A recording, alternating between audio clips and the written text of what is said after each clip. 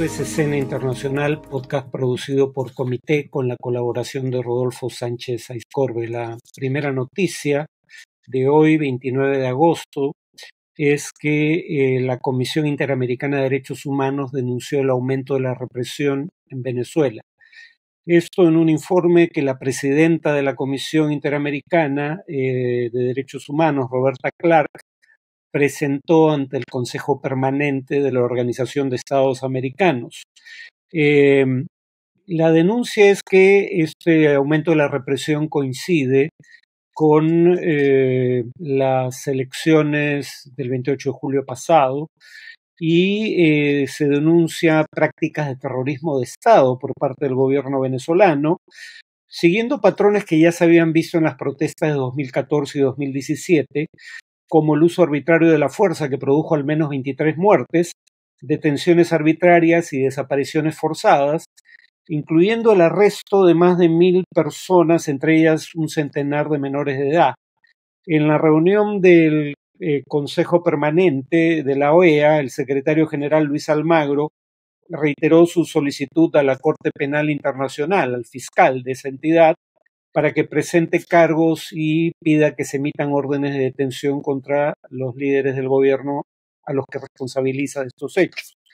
La OEA no puede hacer gran cosa teniendo en consideración que Venezuela inició el proceso para su retiro de esa entidad en 2017, retiro que se consumó en 2019. La segunda noticia es que la Organización de las Naciones Unidas condenó el ataque israelí que dejó 9 muertos en Cisjordania ocupada, entre ellos 2 niños. La Oficina de Naciones Unidas para los Derechos Humanos emitió un comunicado diciendo que las prácticas del gobierno israelí profundizan una situación que ya es catastrófica y recordó que los palestinos fallecidos desde el 7 de octubre de 2023 en Cisjordania, sea a manos de colonos israelíes o de soldados de ese país, son ya 637, el mayor en un periodo de 8 meses desde que la ONU lleva registro de estos hechos hace 2 décadas. El comunicado dice que muchos niños han sido asesinados cuando lanzaban piedras a efectivos de las fuerzas de seguridad israelíes altamente protegidos y que en general es una práctica común el disparar contra palestinos que no representan una amenaza. Se condena lo que se define como uso innecesario y desproporcionado de la fuerza y ejecuciones sumarias, además de detenciones arbitrarias y torturas contra miles de palestinos. Tercera noticia, Andrés Manuel López Obrador, presidente de México, dijo que la relación con las embajadas de Estados Unidos y Canadá entra en pausa. Habría que decir que este concepto de la pausa es una innovación en la diplomacia de López Obrador, porque no existe. Además, fue muy curioso porque dijo que la pausa solo afecta a los embajadores de Estados Unidos y Canadá en México, pero que la relación con los gobiernos continúa. Todo esto empieza por las críticas de ambos gobiernos a la reforma judicial que intenta llevar a cabo el gobierno de López Obrador en su tramo final antes de que deje el gobierno. Básicamente la crítica de Estados Unidos es que el instaurar un sistema de elección de jueces por voto popular, como indicamos en una ocasión anterior, crea el riesgo de jueces proselitistas sin la debida preparación, y el embajador estadounidense dijo que había un riesgo importante para el funcionamiento de la democracia de Estados Unidos. El embajador canadiense se refirió más bien a las preocupaciones que esto suscitaba para los inversionistas, digamos, comentario que coincide con lo dicho por analistas y políticos en Estados Unidos, que creen que el Tratado de Libre Comercio entre México, Estados Unidos y Canadá, el TEMEC, exige certeza jurídica para la inversión privada y que esa reforma judicial pone esa certeza jurídica en riesgo. López Obrador respondió, cito, nuestra Constitución establece que somos un país libre, independiente y soberano. 2 observaciones. Como ya indiqué en ocasiones anteriores, es curioso que en América Latina se haya vuelto común que cada vez que se invoca la soberanía, sea para justificar lo que parece ser un abuso de poder. Pero en segundo lugar, pedirte que cumplas con tratados internacionales no afecta a tu soberanía, porque es algo a lo que tu gobierno se comprometió voluntariamente. En cuanto al tema de análisis, voy a hablar de la tortuosa relación entre feminismo e izquierda en América Latina a raíz de un incidente reciente en Argentina. Empezaría diciendo que el feminismo ha tenido tres tipos de problemas con la izquierda. En primer lugar, hay una izquierda francamente machista, ¿no? Por ejemplo, la que representa Vladimir Cerrón en el Perú, que en un post pone en algún momento la siguiente inscripción: la revolución, igual que las mujeres, necesitan hombres de verdad. O Rafael Correa, que utiliza la expresión ideología de género para referirse a la perspectiva de género en la educación, es decir, usa el mismo término que usa la derecha conservadora y con el mismo fin, descalificar la perspectiva de género. Pero el problema fundamental probablemente del feminismo con la izquierda no sea la izquierda que está en contra de la agenda feminista, que formalmente al menos es minoritaria, sino la izquierda que dice ser aliada del movimiento feminista y a la primera de bastos muestra sus verdaderas credenciales.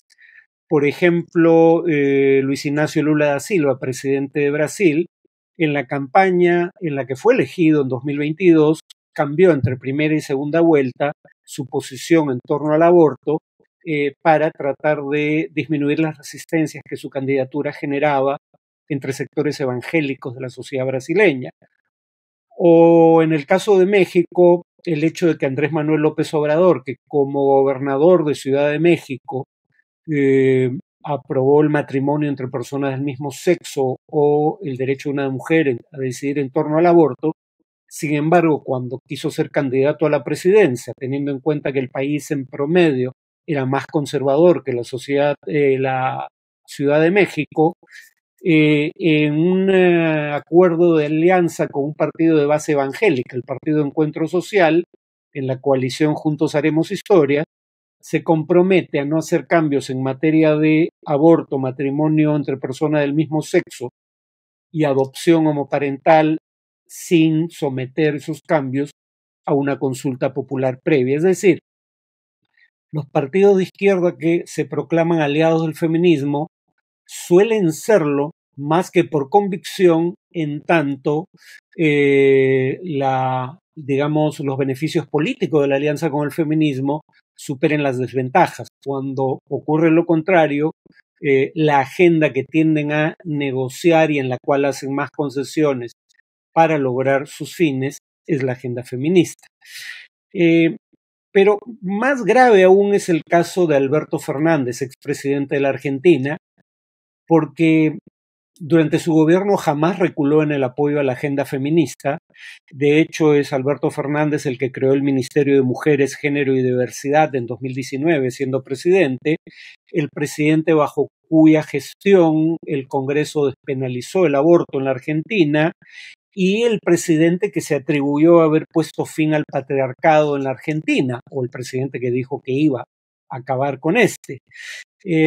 Bueno, ese connotado feminista ahora resulta que está siendo investigado judicialmente en su país por lesiones graves y abuso de poder de autoridad en contra de su esposa, Fabiola Yáñez, quien ha mostrado como evidencia del maltrato que sufrió a manos del expresidente fotos donde constan sus heridas y chats donde se discute el tema del abuso del que fue víctima. En favor del movimiento peronista al cual pertenece Alberto Fernández, los dirigentes más destacados de este movimiento han tomado distancia clara respecto a Alberto Fernández. La más clara fue Cristina Fernández de Kirchner, pero también lo hicieron Axel Kicillof, el gobernador de la provincia de Buenos Aires, Massa, el ex candidato presidencial peronista, o Juan Graboy, que fue el candidato que compitió en las internas peronistas con Sergio Massa. Ahora, el tema es que es una cosa que, digamos, políticos como Alberto Fernández rindan pleitesía a la agenda feminista únicamente por consideraciones políticas, agenda en la que claramente no creía si es capaz de hacer lo que hizo con su esposa. Y otra cosa es que el gobierno de Milei pretende utilizar políticamente el hecho para justificar su agenda contraria a la perspectiva de género y en general contraria a la agenda feminista. Por ejemplo, cuando se decide, entre otros, disolver el Ministerio de Mujeres, alegando que no sirvió, el argumento fundamental que se mencionó fue que no había disminuido significativamente la proporción de feminicidios en la Argentina durante la vigencia de ese ministerio, porque en la última década, es decir, unos años antes de la creación del Ministerio de Mujeres, Género y Diversidad, y 2024, o 2023, es el último año donde hay datos completos, obviamente, porque 2024 aún no culmina. En esa década, que incluye parte del periodo anterior a la creación del ministerio y el periodo posterior, se produjeron 2.446 feminicidios y que el promedio sigue siendo de unos 245 anuales. Y que por ende eso era prueba de que si los feminicidios no habían disminuido, el ministerio no había servido. Bueno, la primera cuestión es,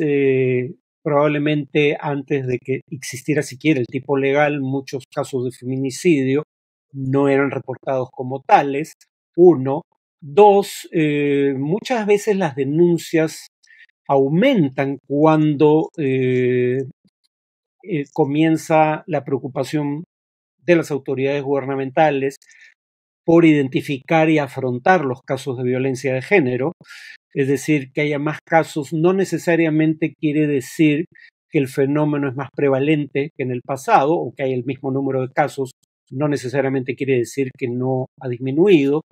quiere decir que simplemente ahora sabemos más del fenómeno, ¿no? Pero además, yo diría que lo que hay que tener en consideración aquí es que, claro, los casos de feminicidio no son muchos al año, son 245 en promedio, pero son la punta del iceberg, un iceberg que incluye bajo la superficie todo tipo de violencia de género que suele ser el preámbulo a intentos de feminicidio, ¿no? Veamos en todo caso qué hacía el ministerio que ha disuelto el gobierno de Milei. Más del 90% del presupuesto del ministerio estaba destinado a confrontar el tema de la violencia de género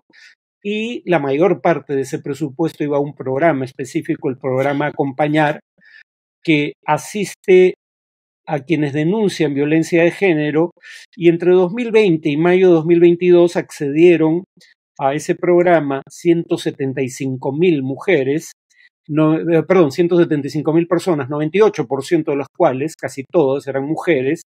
y 2% eran miembros de la comunidad LGTBI+, en situaciones de violencia doméstica. El programa Acompañar, una de las cosas que hacía, dependiendo del caso, era conceder un salario mínimo por 6 meses para permitir a la víctima de violencia de género abandonar el hogar del agresor o cuando menos, digamos, intentar conseguir independencia económica. Durante el primer trimestre de 2023 se beneficiaron de estas políticas del programa 34.000 mujeres en toda la Argentina. Durante el primer trimestre de 2024, ya bajo Milei, solo se beneficiaron 434 mujeres. Es decir, incluso en el escenario por comprobar de que el número de feminicidios no disminuyó, eso no quiere decir que la violencia de género, que afecta a miles, si no millones de personas, no hubiese disminuido, y probablemente ese era el mejor criterio para evaluar si el ministerio había conseguido sus fines. El ministro de Justicia de Milei, Mariano Cuneo, dijo por otro lado que la violencia no tiene género. Y claro, en sentido estricto no lo tiene, pero lo que habría que tener en cuenta aquí es que nadie dice que la violencia tenga género. Lo que se dice es que la violencia por razones de género, es decir, cuando se ejerce violencia contra una mujer por serlo, por ejemplo, violencia de esposo contra esposa o de pareja, ¿no?, contra una mujer habitualmente, eso debería ser considerado un agravante. Esto es como el homicidio, digamos. El feminicidio en este sentido es como el homicidio. Todos los homicidios son obviamente punibles penalmente, pero hay grados de responsabilidad. Si tú eres un sicario que mata por encargo, no es lo mismo que si atropellas accidentalmente con tu auto a una persona.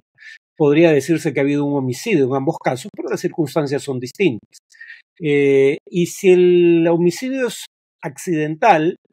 también hace una diferencia si la persona está bajo los efectos del alcohol o alguna sustancia prohibida o si estaba sobre, ¿no? Entonces, digamos, cuando se habla de feminicidio no se quiere decir que el homicidio cometido contra una mujer por razones de género pertenezca a una categoría distinta a otros homicidios en su naturaleza, sino a que el que sea por razones de género podría ser considerado un agravante, ¿no? Y es un agravante necesario porque hay patrones claros en esta materia. Por ejemplo, 88% de los casos de feminicidio en la Argentina son casos en donde la víctima tenía un vínculo con el asesino, y según el Ministerio Público de Buenos Aires, entre 2015 y 2023, 73% de los casos de feminicidio perpetrados por parejas o exparejas fueron precedidos de violencia de género, ¿no? De hecho, 21% de las víctimas de feminicidio, digamos, habían denunciado a su agresor antes de ser asesinadas, y 14% tenían medidas de protección legal, pese a lo cual la persona que no debía, por ejemplo, acercarse a ella por orden judicial, no solo se acercó, sino que le dio muerte. Por eso es que el feminicidio merece una categoría distinta, en tanto agravante. Digamos, que la violencia sea por causa de género, porque, repito, estamos hablando de decenas de miles, si no centenares de miles de mujeres que sufren esta violencia y solo un grupo pequeño de casos termina en feminicidio. Pero la gran mayoría de casos son casos de violencia de género que no alcanzan la condición de casos de feminicidio, en algunos casos además porque hay intentos fallidos de feminicidio, ¿no? Entonces, precisamente porque es un tipo de crimen que suele dejar rastro previo y que por ende es más fácil de evitar, es que, o debiera ser más fácil de evitar, es que se, digamos, es que se pone énfasis en el carácter de género de la violencia, ¿no? Bueno, voy a continuar con este tema en el siguiente podcast, pero eso sería todo por hoy.